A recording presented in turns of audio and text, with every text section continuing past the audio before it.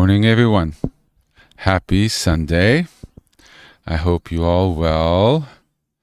Thank you for joining me today on our discussion on retreats,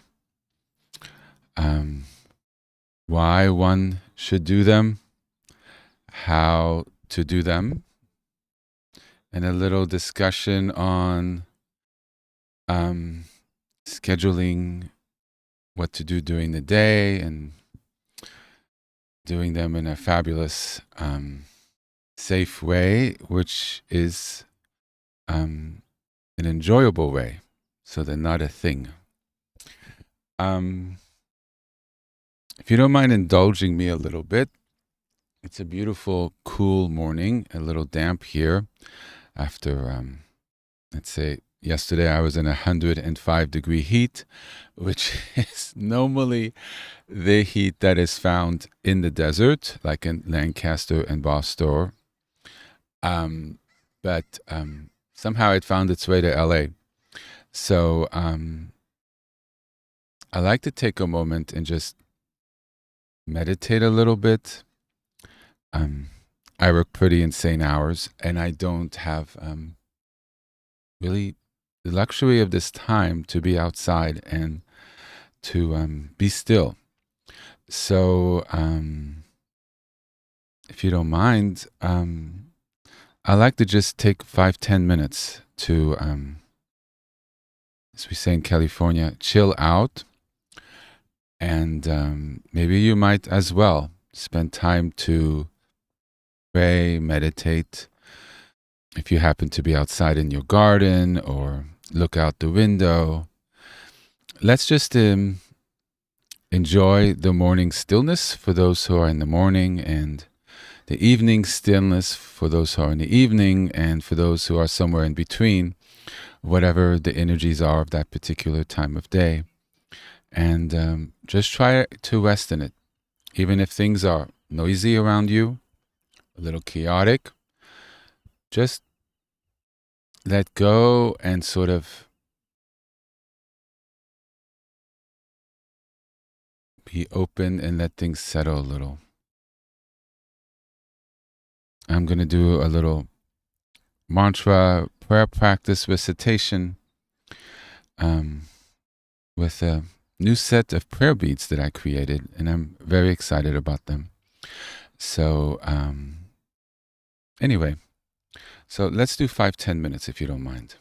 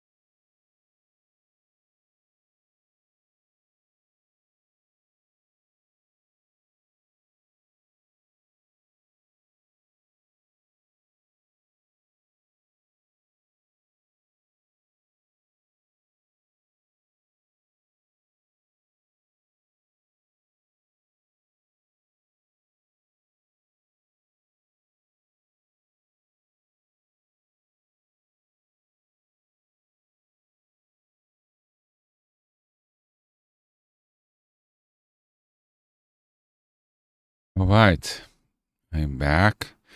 Thank you for that. It's interesting. The sun is over the horizon, and it's already starting to get hot, and it's only 7:20 in the morning. Let's see.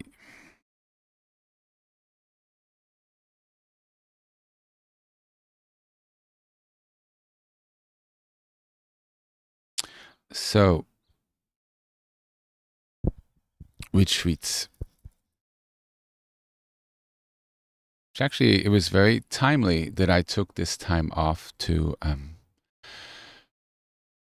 take a breather and enjoy nature, because that in its sense really is the core of stepping back.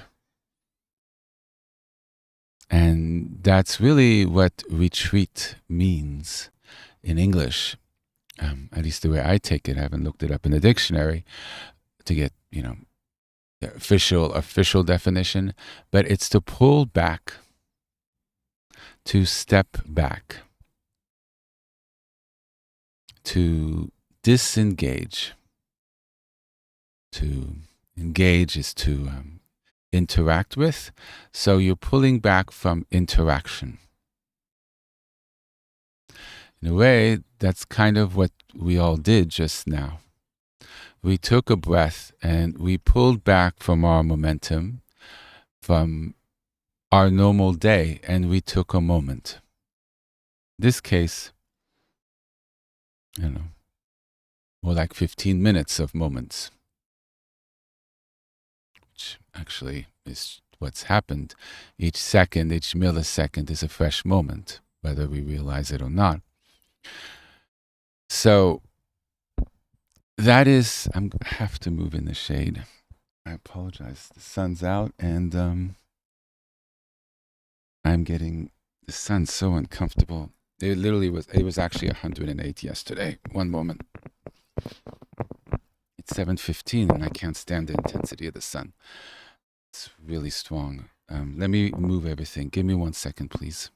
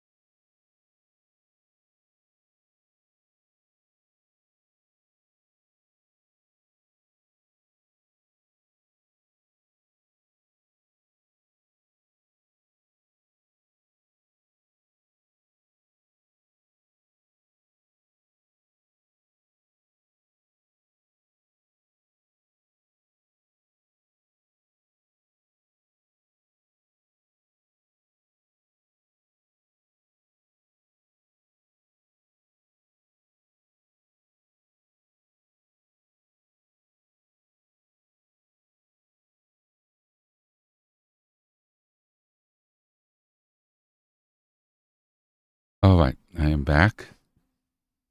I'm using a big tree trunk as shade. Okay.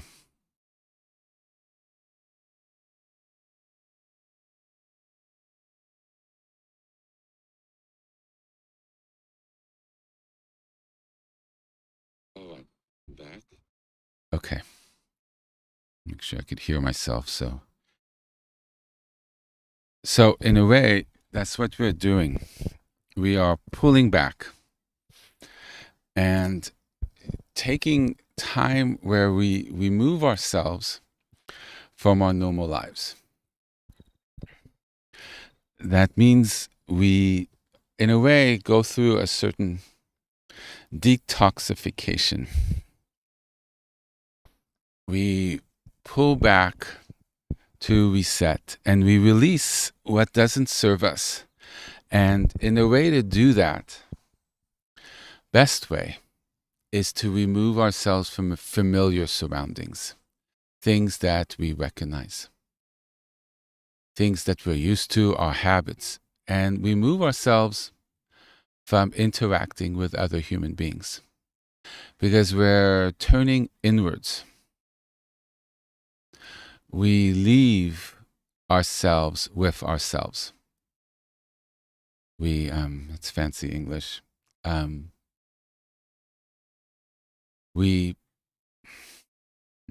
to put that differently?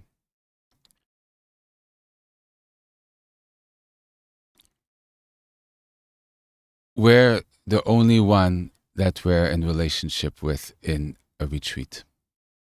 You can bring an animal, but as long as the animal doesn't become your distraction from the retreat, the focus becomes one's spiritual and religious life. The focus becomes meditation. I've taught so many different kinds to still the mind, release the body, release tension. Prayer, normal prayer, kind of the free, as you wish to pray kind, the formal prayers that exist, the ones that are written, that have existed for centuries, and study texts. Even HP Shalom, you go through the syllabus, which I hope to try to update. It's so hard to find a moment of time, but I'm really going to try. And you search the table of contents and you find ones that you feel called to learn and to study. But that's not the whole day. You can take walks, but you don't speak to anyone. You have all your food there, so you don't go shopping.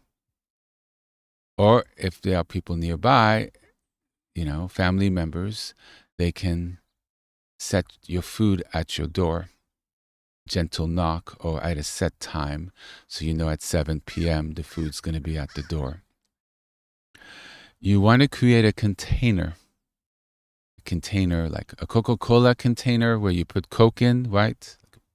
So what you're doing is create a container, an environment where you are inside that environment and things don't come through from the outside. Does that make sense? The mind, our personalities want to engage. We want to find distraction. We also have our normal engagements. So we pull back from our everyday needing to engage, even functional engagement. You go to the store, you have to speak to the cashier, you might bump into a friend, you're around family members. So, hi, how are you? That pulls you right out. What we're doing in a retreat is to deepen, to go deepen. That means we don't have things that pull us out, that pull us from whatever space we're in. Whether it's contemplative, whether it's connecting with God, you feel that connection. Whether it's just a sense of being and peace, or you're dealing with things. You're wrestling with things that happen in the past or emotions. You go through something. The first couple of days are not easy in a retreat. You kind of go from your normal life and suddenly everything sort of stops. And you kind of want to do things and you're a little shaky, like shaky in the sense you want to do something, but you're holding back. So there's that forward momentum and you want to run out. You want to go on the car. You want to do, but you're in your space. You're in your room. You're in your cabin. You're in your tent. You're even in a little cottage you went in the back of a place. We moved. So the thing is to stay there. And at some point around day 2 or 3, you feel like it's almost sometimes can be a little bit unbearable. And then suddenly something shifts, and then you just feel all this energy just leave you, and you just relax and you drop in, and you're like, ooh, that was intense. But then you're in the space.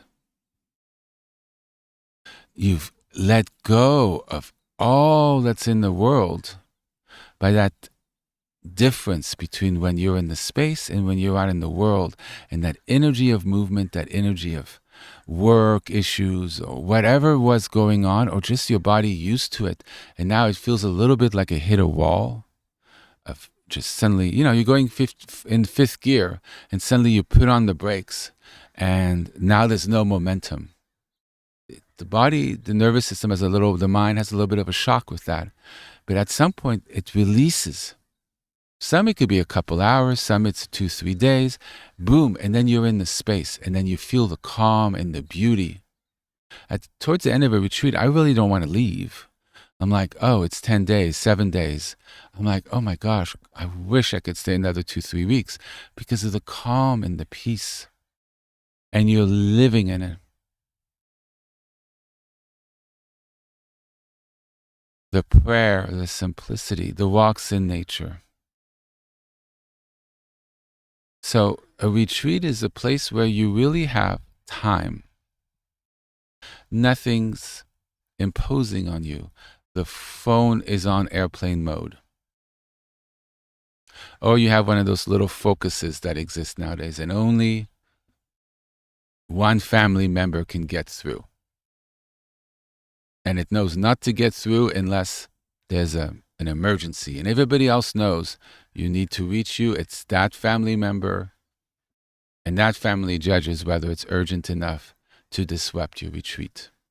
And there's that safety there. If there's an emergency in the world, somebody will reach you. And you can occasionally, check your voicemail, and the ringer should be on, whatever. But because that lifeline is there, you can calm down and you don't worry. Like, oh, if there's something's happening with the kids, I'm going to get that call. If not, I'm okay. And you don't call out. You don't check the internet. You don't check the news.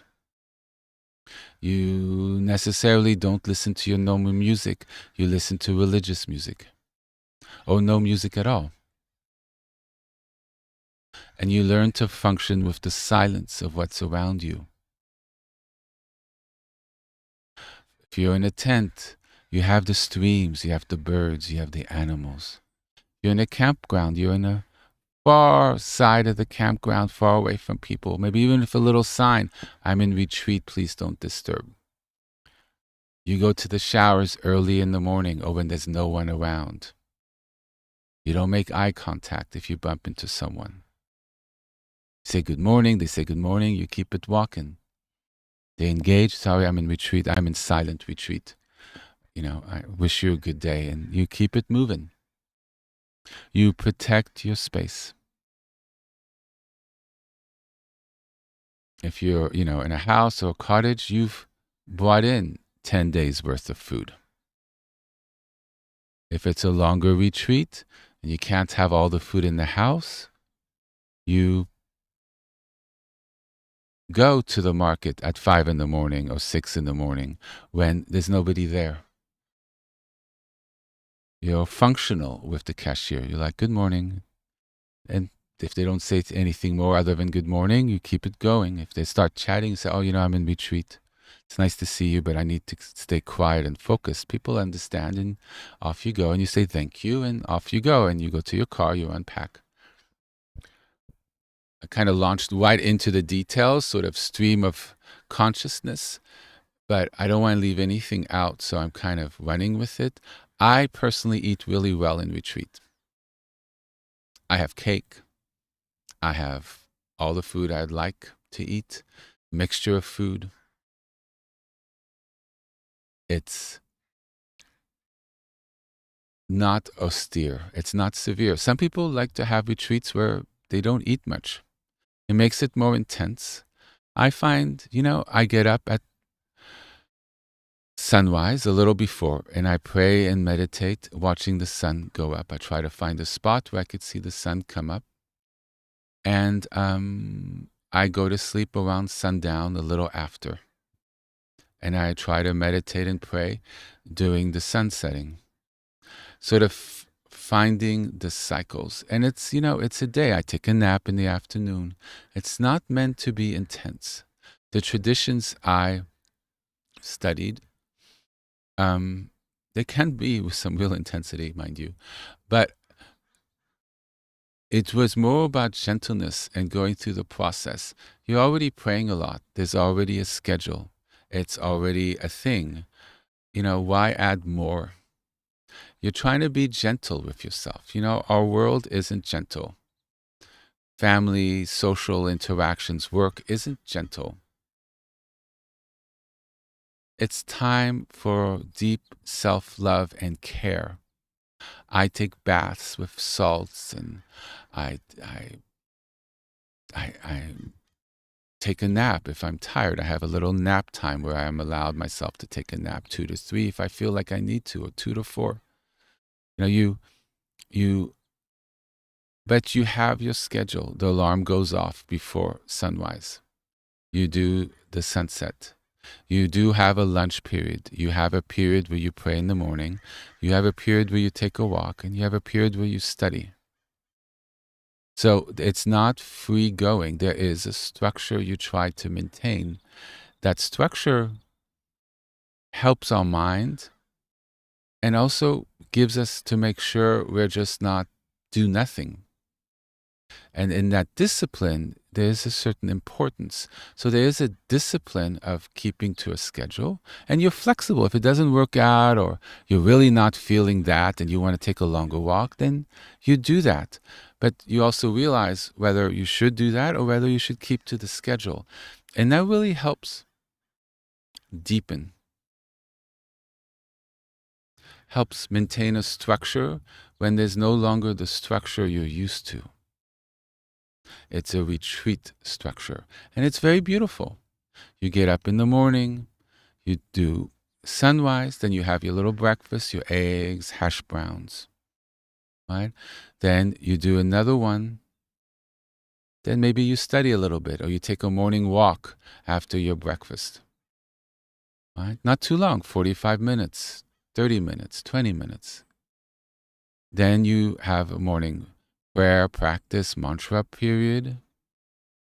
Then you take maybe a 15-minute break, have a little coffee, a little iced tea, and when you're praying or whatever, you got your tea next to you, you got your coffee, you got your water. And when you're thirsty, it's groggy at sunrise. I know you're like, oh my God, this is tough. Well, you got your little coffee right before you sit down. Right? This is, you bring in the elements to help you. Then you have your lunch around 11:30, 12. You eat well. Then you might have your little afternoon walk or a little walk before lunch. And then, you have a little study period for 2 hours. Then at 3 o'clock, you go back to a prayer practice, whatever, till 5. Take a little break, maybe a little more or not. You have your dinner. Then you've got your sunset practice. You have your bath, shower. You have your evening time. You set out candles. You have beautiful music in the background, light classical, whatever allows you to just chill and be in that spiritual womb. A womb, W-O-M-B. A baby lives in a mother's womb before he's born. That perfect little space, not too hot, not too cold. You feel good. You're like, ooh, Have that glass of wine in the bathtub. This is a healing of the mind, the spirit, the soul, connecting. You keep the prayerful spiritual space. So don't go thinking about your next vacation in 2 months, or what you need to say, blah, blah, or that argument you had a week ago. Try to leave that at the beginning of your retreat. You shut the door to that. You don't push it away, because that creates a resistance, but you release it. You come in and you do your body meditation for a couple days. At the beginning, maybe it's more intensive body meditation, just to let go of that. You could have it throughout at the beginning of the day. 10 minutes before the sunrise. You see the sunrise, you do a little more. You structure it. I've taught so many things. So many things. It's all there in the recordings. And you pick those things that feel called to you.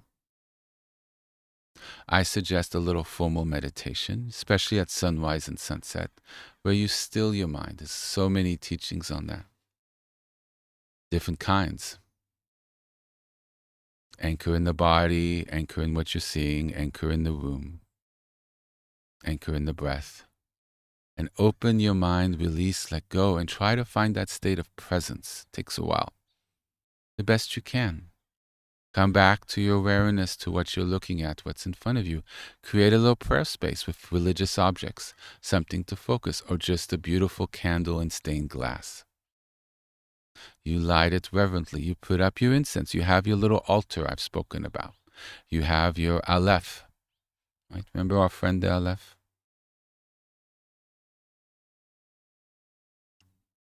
Just because I don't necessarily discuss something because I'm in another part of teachings on something else, that doesn't mean we necessarily leave other things behind. It's just that I'm teaching and focusing on something, but I'm hoping everybody's keeping the elements of what's called to them, and they're using them in their practice. They have their practice with other things that I've spoken about that they feel called to use. Right? Powerful. You have your candle in front of the Aleph, and the essence of divinity. It's the symbol of God. But God doesn't have a symbol, but it sort of represents through the first letter of the Hebrew alphabet, the Aleph, and it has no sound. It's sort of, I have a whole teaching on it. So you have your candle. You have your whatever that makes a religious space, and that becomes the heart of your retreat. That becomes where you go to practice, but you could also practice in nature. So you can be in a tent. You can be in a cabin. You can be in your country home if you have that.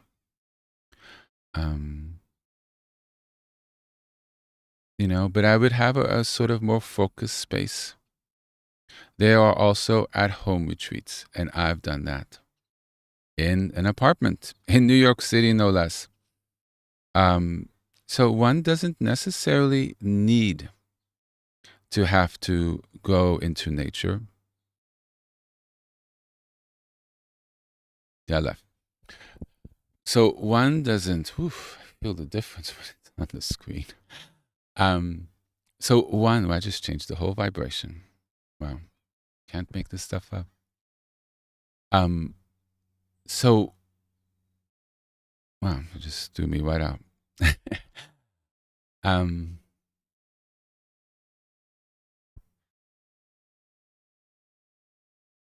It just puts me into such a prayerful space that I can't focus, and I just want to pray. So we're going back to this one. Okay. All right, that's better.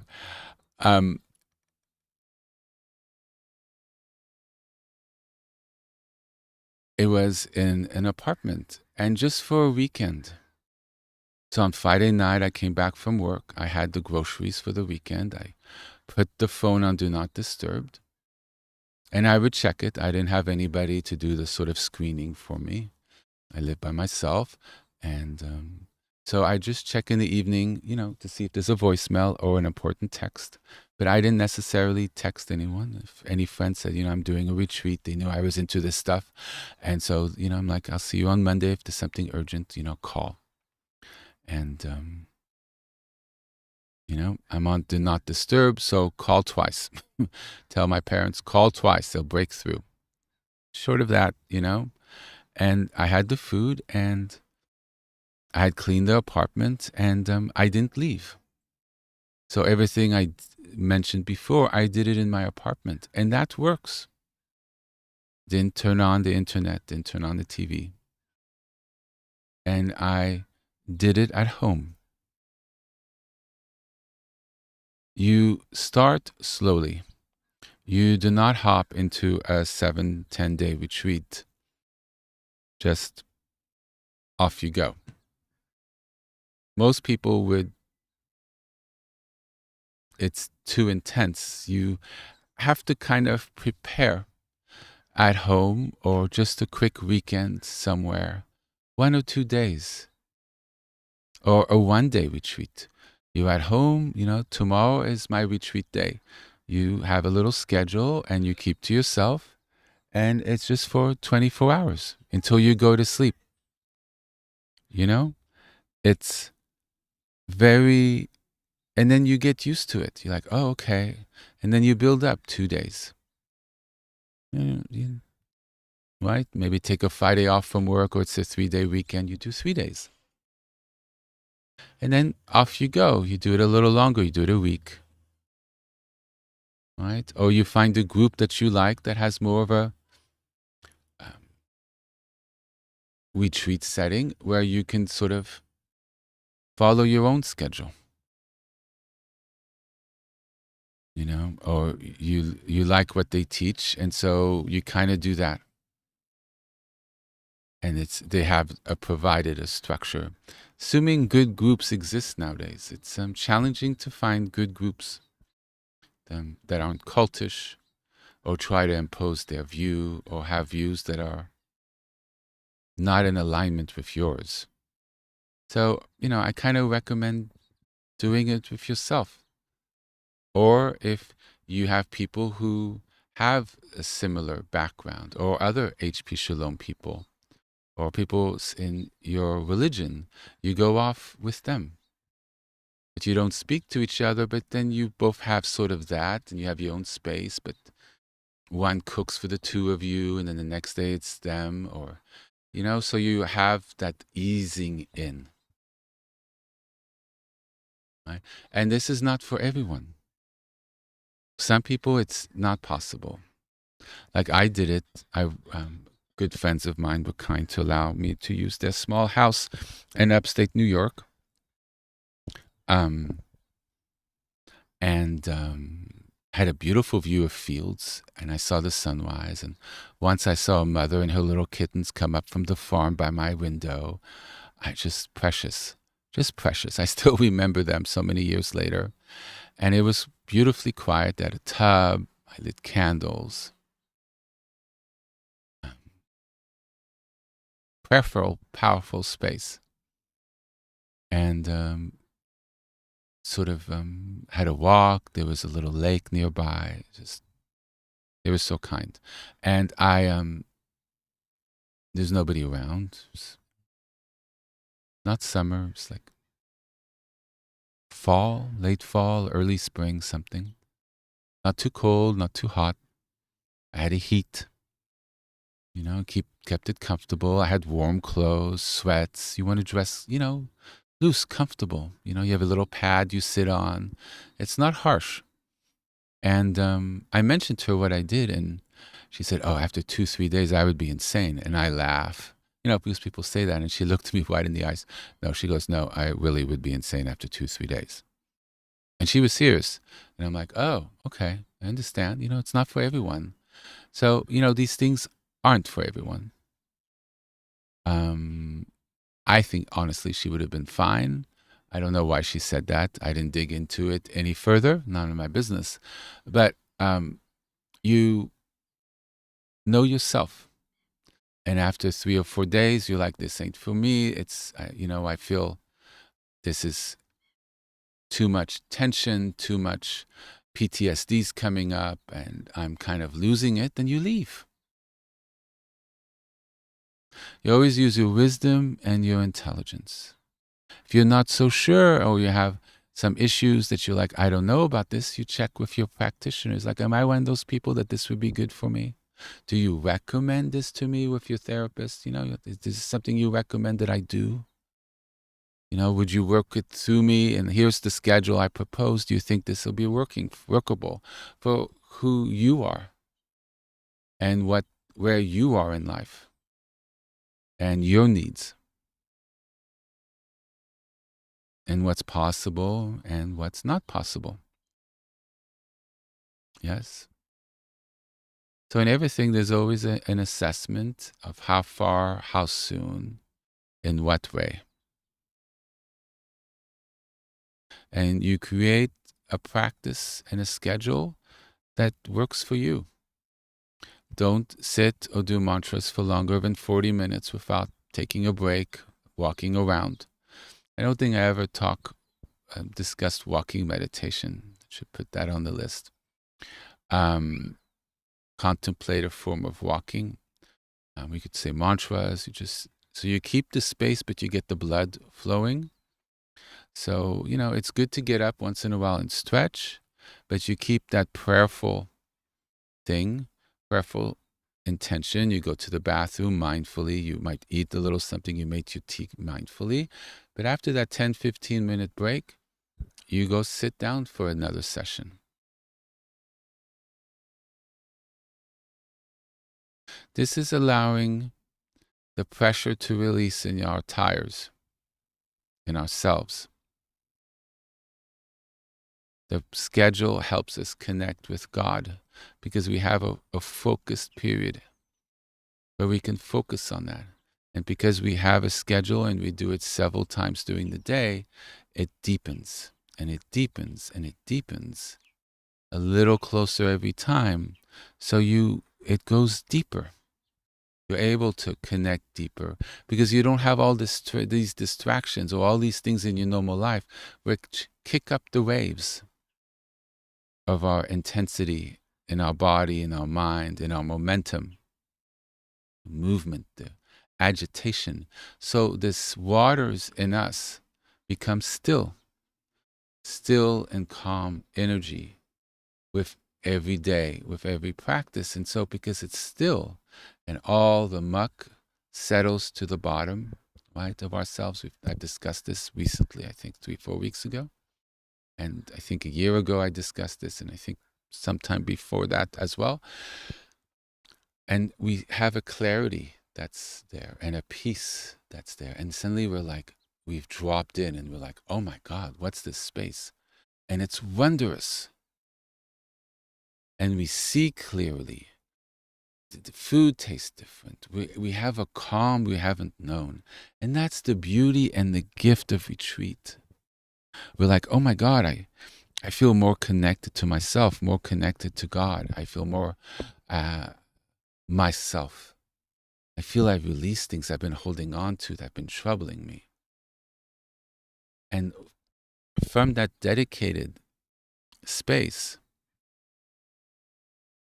that retreat we go back into the world stronger. It's like having a baseball retreat or band camp, whatever.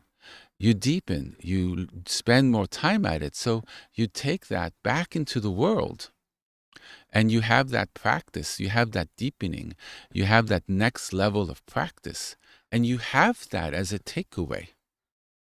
And so your practice is deeper. You have more knowledge. You are able to find this space. It's hard to really deepen and find this space, especially at the beginning, or even the middle of one's levels, to really deepen, because everything's going along. We're agitated, so we calm a little bit. But when we go in retreat, we could calm, and then we calm that calm, and then we calm that calm, and then we calm that calm. And so we're able to go deeper with our practice, but then we've dug and cleared things, well, we take that clearing we've done, and that goes into the world of where we start from. Yes, more things get added back in, but it's like you dug a hole and then it's hard to originally dig it, right? Because it's firm, it's stuck, right? Yeah, and then you go back into the world and, stuff get added back to the hole. But because you've dug it, everything gets added on top isn't as dense. It's fluff. It's so much easier to dig out when new things get on top because you've done that deep work. And then you could go working from that. And at some point, things that get added on top really can be taken away so fast because you have that ability, and a lot of it has sort of been handled. And therefore, any overlay goes very quickly. 5-minute meditating on our body meditation takes care of it. But at the beginning, you had to spend 40 minutes, work for every part and deepen and work with it and let go. And, it's a process. But after a while, hop right back in, boom, 3 minutes. Oh, but before that would have been 2-3 hours. So it definitely gets easier. And the retreat practice is when you can do that more focused practice, the more focused prayer, and have that deep connection. And these have existed in many religions through centuries, millennia, the pulling back. The monasteries, the caves, the desert, just exist in many traditions where the silence, being alone, simplifying one's life. We're simplifying our lives. But we're also being gentle and taking care. We go in a little weak, a little sickly, a little worn out by life. We're a caregiver to someone. We have young children, but somebody, the grandparents or whatever, I'll take care of the kids. You do you need a little, you time. Well, this is your you time. And so when you re-engage, you're grounded, you're happier, you're refreshed. See, so there's so many different levels that it helps us, not just spiritual. We always run around. We run around in our vacations. We run around on our days off. This is an opportunity to stop.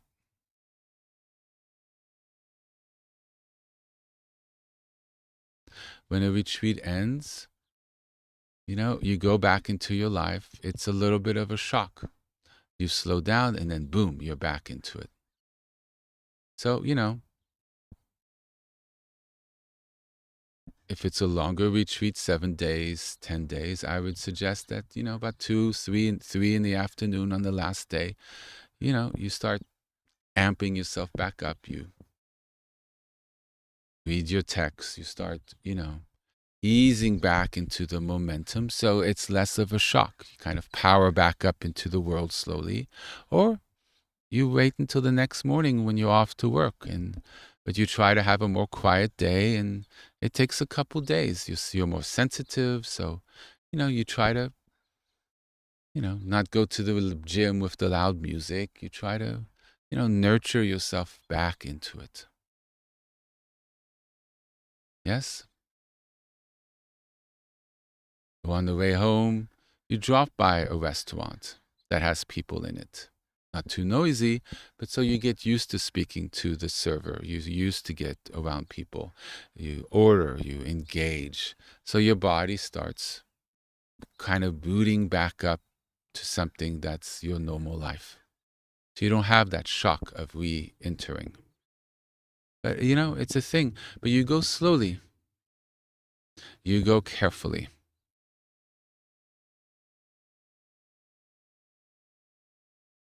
We're entering, interestingly enough, and I didn't plan it this way. Actually, I wanted to give these teachings in July, but there was body meditation teachings kept having technical problems with all the computers and cell signals and everything. So things were a little delayed, but interestingly, the yearly period of Elul is coming up, which I speak about every year.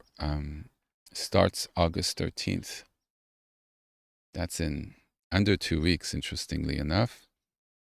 And it's the 40 days of Teshuvah, the returning to oneself, a period of reflection, returning to God.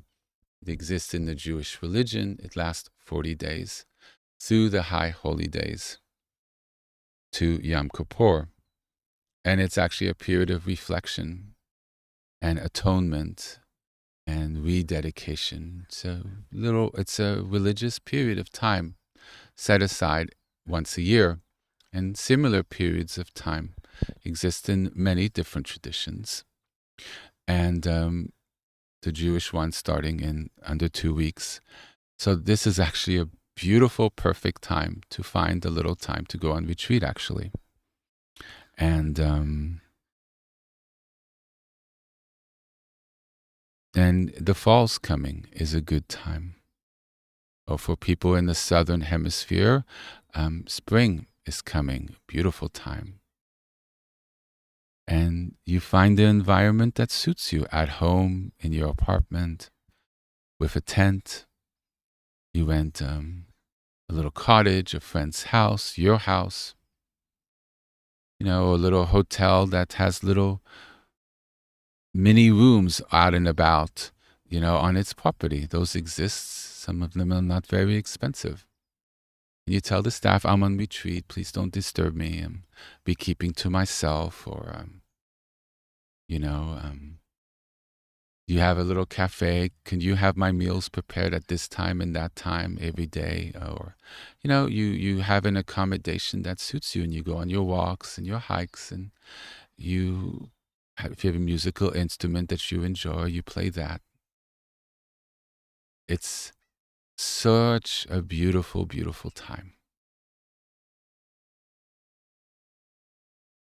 Some of my most best and favorite life memories have been when I'm on retreat, in groups, by myself.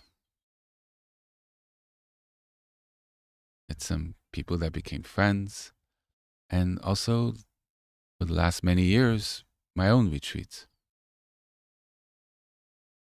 And it doesn't have to be elaborate.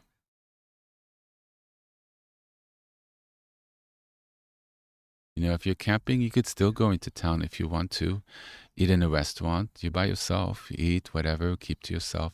You go back to your tent. Go back to your little nook that's more isolated, and off you are, and you're more in retreat. So it could be not full separation. It could be partial. And that's a way to ease into the practice too. You can still go to that spa and have that